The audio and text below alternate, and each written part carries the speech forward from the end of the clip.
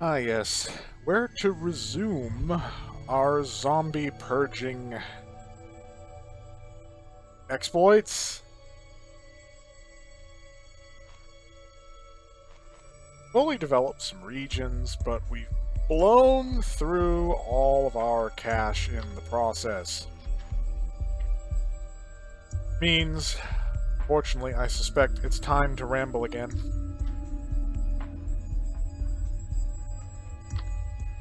Not much choice in the matter. We need bodies. So we're gonna ramble on.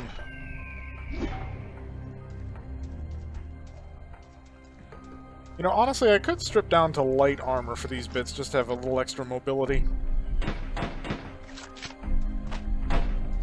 But we're gonna empty a cylinder into a barrel to make it explode. Although, to be fair, shooting explosives does not usually make them explode. Unless you're firing incendiary rounds. Ooh, ranger. Not quite what I was looking for, but you'll do! Good to see you. Go to the camp.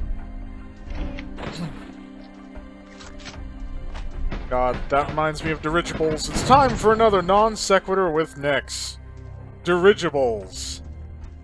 So in World War I, there were airships, as in lighter-than-air craft. Not to be confused with blimps. Blimps are a poor man's, hack job version of a dirigible. These were hydrogen-floated craft, and unfortunately, one of the problems you have with hydrogen-floated craft is that when hydrogen and oxygen mix, you have a very flammable mixture that you're now dealing with. Which is why everybody went to helium for, like, the Goodyear blimp and all that stuff. And the problem with helium is, aside from the fact that it's rare and expensive, the displacement of helium in the atmosphere is not as good as hydrogen. Honestly, I want airships back. I think, sophisticated... Well, that's a lot of explosive barrels stacked together in one place.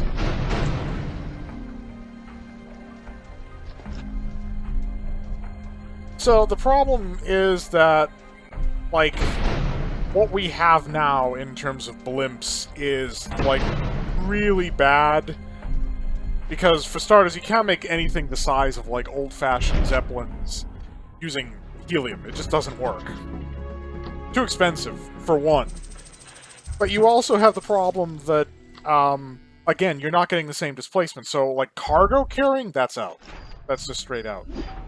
But in World War I, they had military dirigibles, and they were initially almost completely indestructible. And the reason, of course, is that, Can I help you? sure, you can put holes in them. Like, that's not even an issue. That's not even a problem. But those holes are so small compared to the overall size of the craft that the leakage rate is so insignificant that it stays airborne even if you just empty belt after belt after belt into it. What was needed, ultimately, was a technological solution.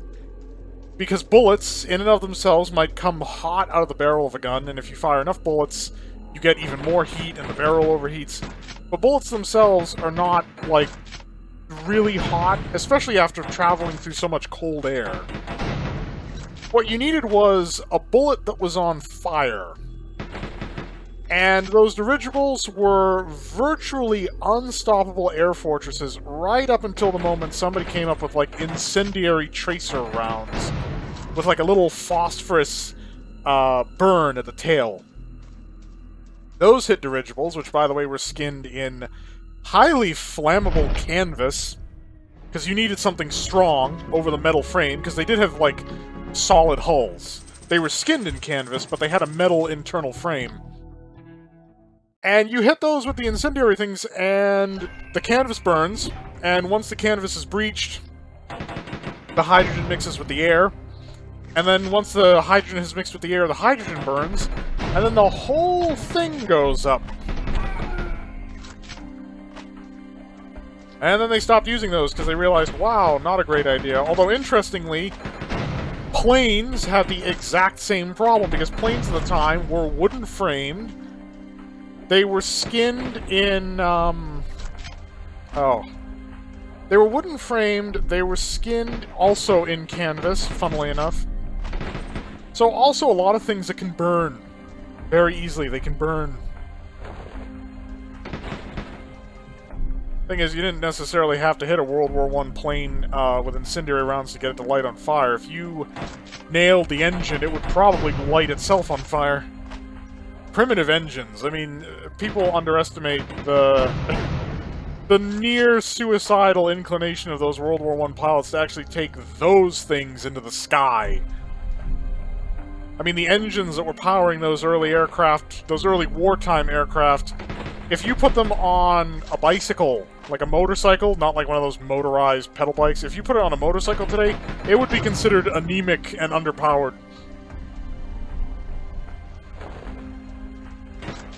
And they were flying on those engines, which were also notoriously unreliable. Single engine, so when your engine goes kaput, gravity has its way with you. You get to have the actual Wile E. Coyote moment where, you know, your engine dies and you actually have that wide-eyed look on your face like, I'm gonna crash.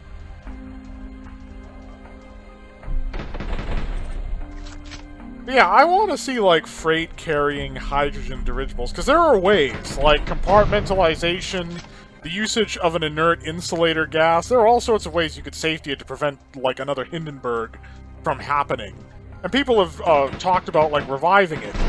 But it's like, why would we transport it that way when we can transport it by ship? It's like, well, assuming you're not flying it over, like, a domestic area, because if you're doing that, you're going to have problems, because all sorts of health and safety guys are going to be like, you're flying a giant Molotov cocktail over a developed area. No. Just no, you can't do that. But if you want to, like, get supplies inland, I suppose you'd also have to watch out for forests. Honestly, the biggest practical concern is the health and safety people. And I'm not saying that, like, their job is not important and that flying a dirigible is not inherently... It does not carry some inherent danger. But at the same time, you know, planes crash, cars crash, boats occasionally still do sink. Everything has an inherent risk. The question is it worth it? Like, what could you do with a dirigible? Well, I don't know. What could you do with, like, a light cargo container ship that could fly? You know. No more narrow canals, no more waterway congestion. There's also the fact that it doesn't even, like, need a lot of power to stay airborne.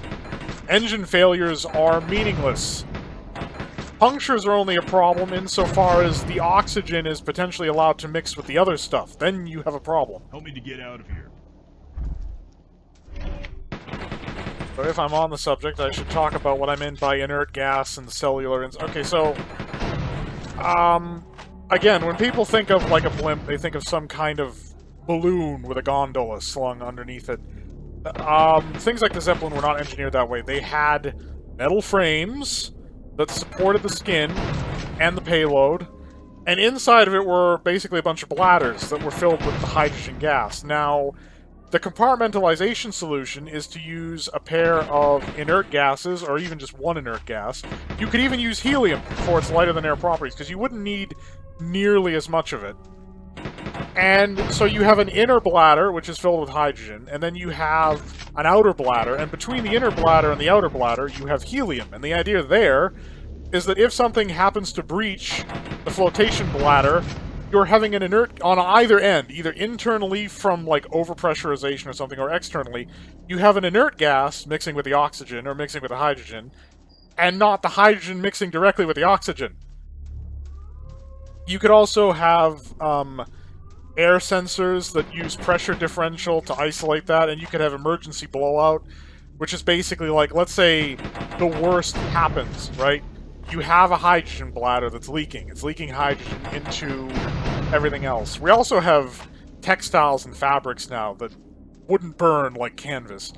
But let's say you have a worst case scenario. One of your hydrogen bladders is leaking. The failsafe bladder is not cutting it. It's mixing with the oxygen. Then you purge. You literally just have a pump system which voids that hydrogen bladder overboard outside the ship to minimize the hydrogen mix, and then you can potentially filter the hydrogen out of the oxygen in the main craft. Like, there are all sorts of ways to make a dirigible safer. But if you approach, like, a planning board or something like, I want to fly this giant Molotov cocktail, because that's all they're going to think of it as, just a big petrol bomb. I want to fly this petrol bomb over a city to deliver cargo directly to, like, a storage area, rather than, you know, have to have it by boat, and then put it on a train, and then put it on a truck, and then have it go to where it's supposed to go. They'll just laugh you out of the room like, yeah, right.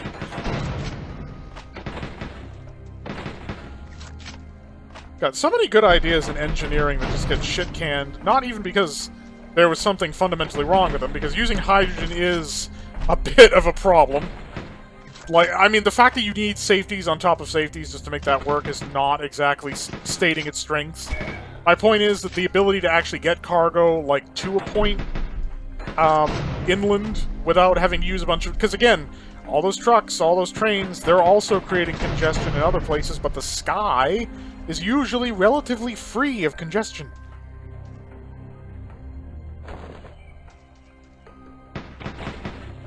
But stuff like the autogyro, or the gyrocopter, or the cyclopter, it is literally known by many names, which was the mechanical evolutionary predecessor of the helicopter.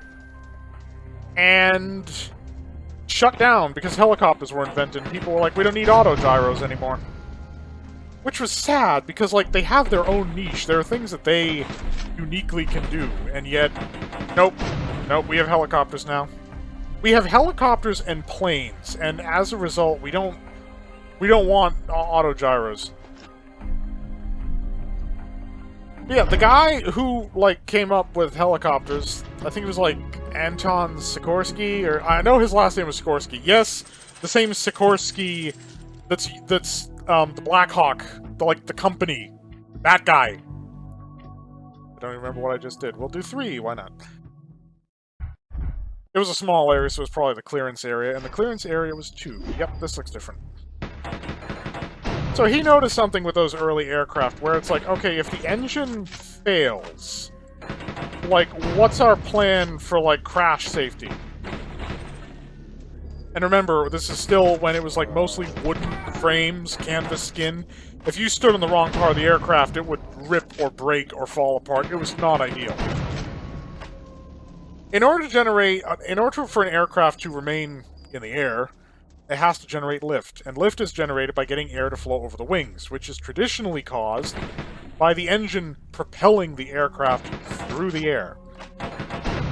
The issue is, if your engine runs out of power, in order to gain air speed, you have to lose altitude, and what follows is this kind of delicate dance between losing enough altitude to maintain your airspeed so that you don't lose more altitude and basically plummet to your death on the ground in your plane. But what Sikorsky noticed was the velocity that you sort of hit the ground with. If you're in an engine power-out crash situation with those aircraft, is unacceptable. Like, especially those wooden things. They would fall apart on landing. They would just disintegrate. So it's like, okay, can we store energy in a way that allows us to land the aircraft at a lower sort of cruising speed, a lower horizontal speed? And what he came up with was this notion of, well, what if we stored it as rotation in the wing? You know, angular momentum. And he came up with this notion of the autogyro, and to an outside observer, it looks like a helicopter, because it's got a rotor, which is the main qualifier for a helicopter. It's got a rotor. But the rotor is not actually connected to an engine. In fact, the rotor is not powered mechanically in any way. It's powered by our good old friend, physics. So the first thing you notice on an autogyro in flight is that the rotor seems a bit odd. Because when a helicopter, like, pushes down through the axis of its rotor, and so when it wants to move forward, it leans its rotor forward and pitches nose down and flies forward. Well, an autogyro kind of does the opposite. Like, when an autogyro is flying normally, its rotor is pitched back. And it's important to note that, like, in most autogyro designs, the rotor itself, the mast is capable of leaning, so the whole aircraft doesn't have to pivot nose forward for this to happen. And the reason it's pitched back is that the drive power of an autogyro isn't coming from the rotor, it's coming from the propeller, because autogyros require a source of forward propulsive force. And I'm getting to why in a minute. So you have this phenomenon, shall we say, as the craft passes through the air, where a combination of lift forces and some really clever, like, geometry come together to make the rotor spin as a consequence of the air passing up through it. And as it spins, it generates more lift, which generates more spin until the mechanical forces of, you know, wind resistance and friction balance it out. And what happens is this kind of positive feedback loop occurs, and the rotor spins on its own because of airflow. Now, that's kind of the critical point where the autogyro isn't a helicopter, because a helicopter can hover and land vertically. An autogyro can land and take off vertically if it's specially engineered to do that. I mean, they're literally called jumpers, because once you've lifted off the ground, you've got to start flying forward, or you're going to be going back on the ground. That's the key point. An autogyro can, theoretically, take off and land vertically, but it can't hover, because whenever it's taking off or landing vertically, it's doing it on borrowed energy, and that often undermines the sort of simplicity that you can get with an autogyro. And, like, a key point of autogyros is that in the sort of civilian recreational flying thing, they can be built as ultralights, which means that you can fly them without a pilot's license, provided you're not flying them over an urbanized or developed area.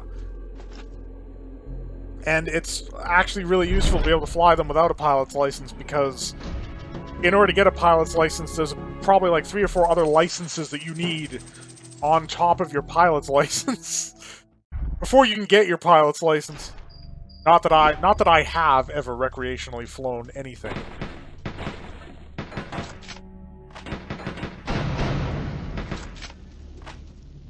But the autogyro had a problem, and it's actually a problem that helicopters have that not a lot of people know about, because not a lot of people study engineering.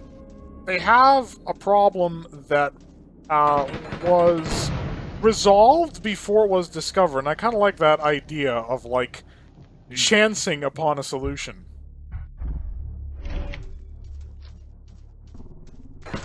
So, on the surface, like, an autogyro or something looks pretty symmetrical, sort of like a single-propellered World War II aircraft.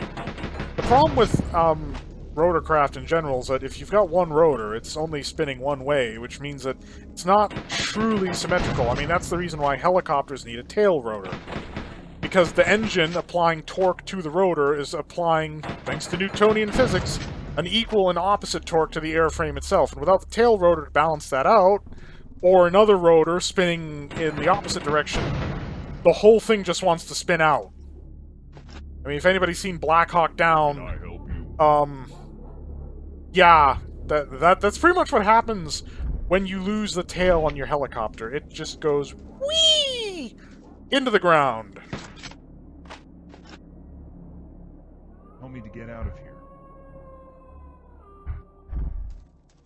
Now, an autogyro, because it's relying on mechanical, or no, Help me to get because out. it's not relying on torque from an engine, the autogyro doesn't need a tail rotor. But one thing that occurs is that, okay, so here's how it's generally thought of. You've got your helicopter, and again, lift is a product of, like, airflow over the wings, which in this case would be the rotors. You've got your helicopter at a dead standstill.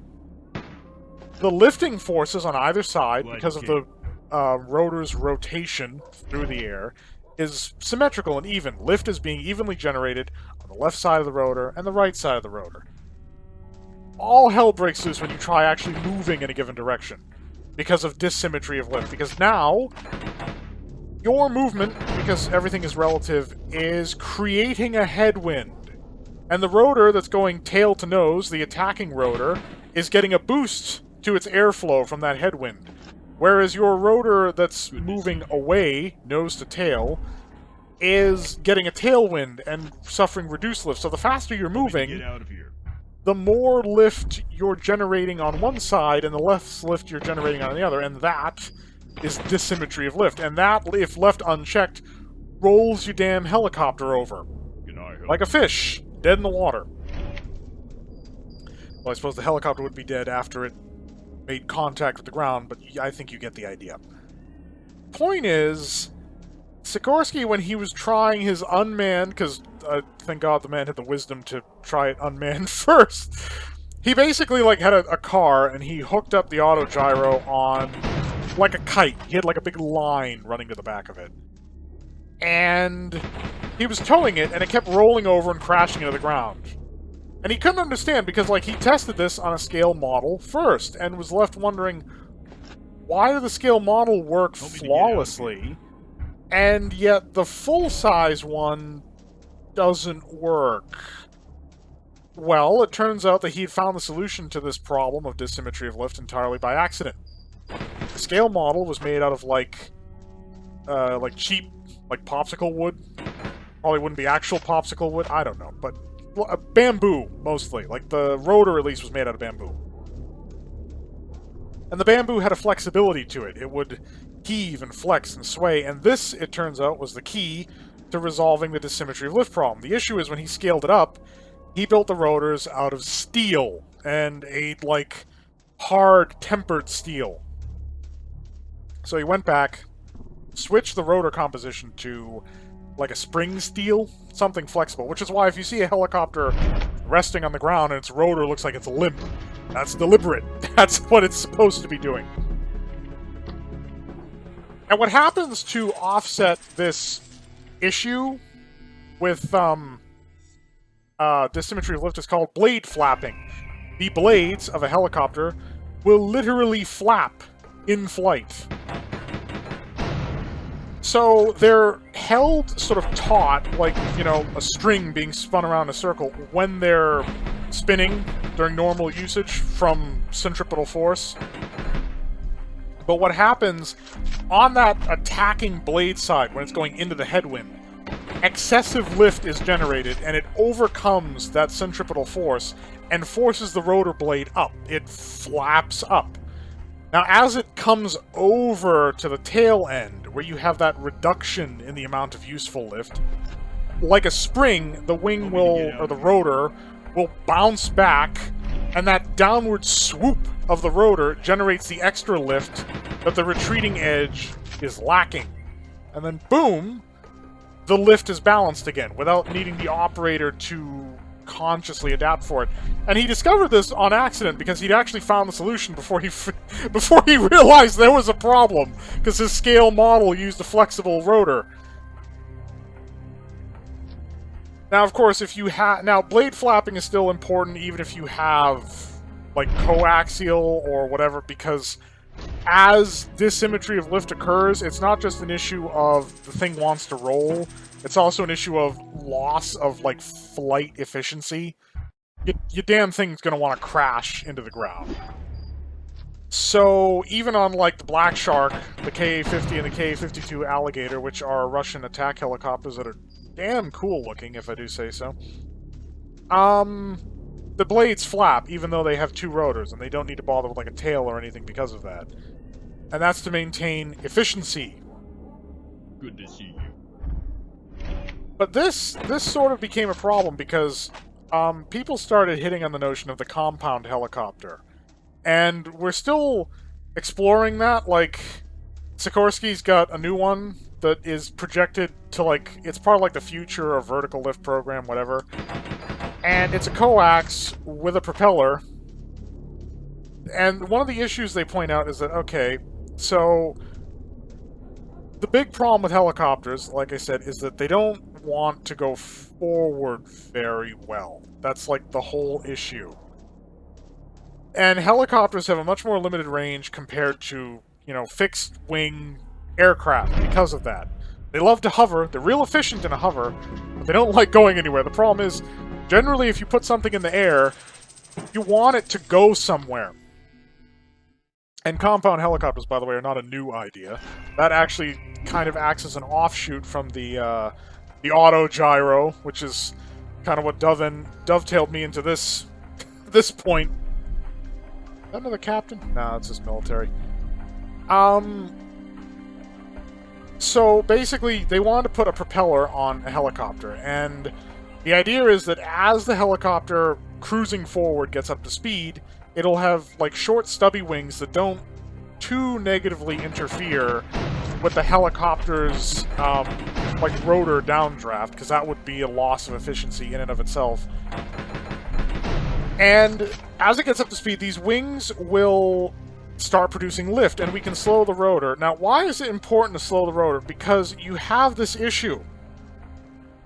If rotor blades on a helicopter ever reach the speed of sound, and of course, the speed of sound is different depending on the surrounding air pressure, so that's not actually a fixed value, but if the rotors ever reach the speed of sound, shock waves are formed, causing tremendous vibrations. Your rotors basically disintegrate in flight, so the rotors cannot breach the sound barrier. Here's the problem, because you think that, well, how many helicopters can break the sound barrier? None. And not just because of this limitation, but the issue isn't that the aircraft breaks the sound barrier. The issue is that the rotor breaks the sound barrier. Remember, that rotor is spinning at a very high speed, and all it has to do is have its speed be cumulative with the speed of the aircraft to reach the sound barrier. Good to see you. It doesn't take much.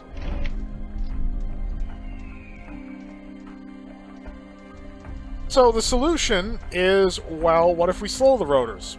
Well, if we slow the rotors, they're not... Well, that's funny. I am, in fact, pressing down. I can't actually reach this exit. Okay. Okay. Back to whirlybirds. So we slow the rotors. Problem is, if we slow the rotors, we're not getting as much lift. Helicopter falls out of the sky, and you've got a problem again.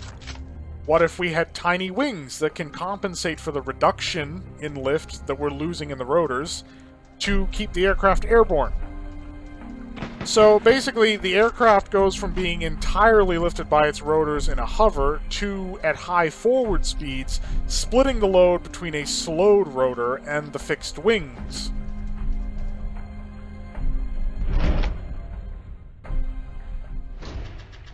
Now, the issue that they ran into was that when you start doing this, blade flapping, that kind of ingenious solution that solved everybody's problems, it stops working. Remember, the blade is held taut, a bit like a spring, by the centripetal force of its rotation. When you slow the rotation, that centripetal... You can sort of see a pattern here where one problem creates another problem, which creates another problem, and it all has to be solved before the thing works. So it's like, if the blades flap, we have this issue that it's not going to be very efficient in the slowed state if we decide to use it like almost like a rigid wing.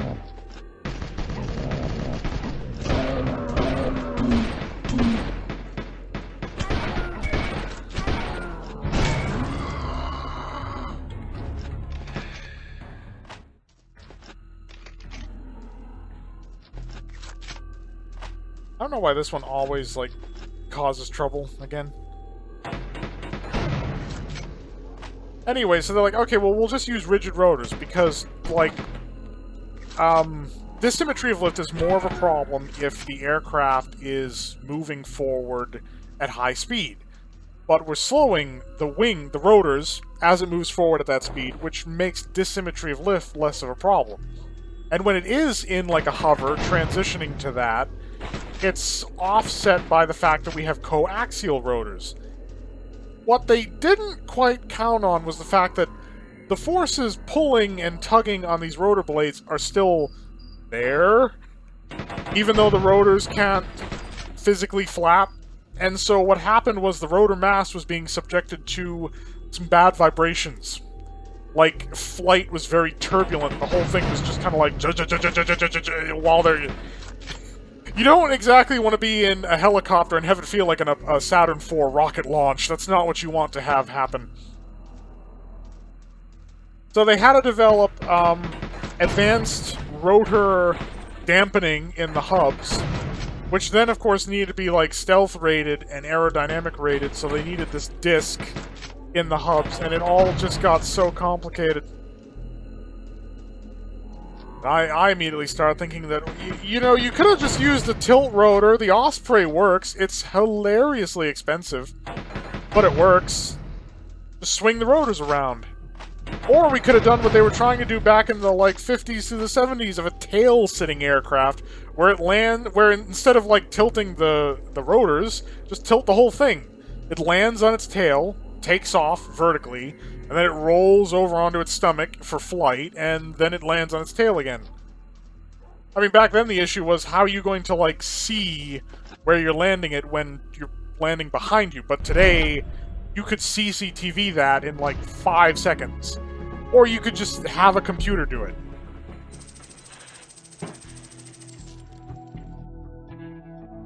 I don't know if I just did 4 or not. I'm actually really getting... Whoa. Ha!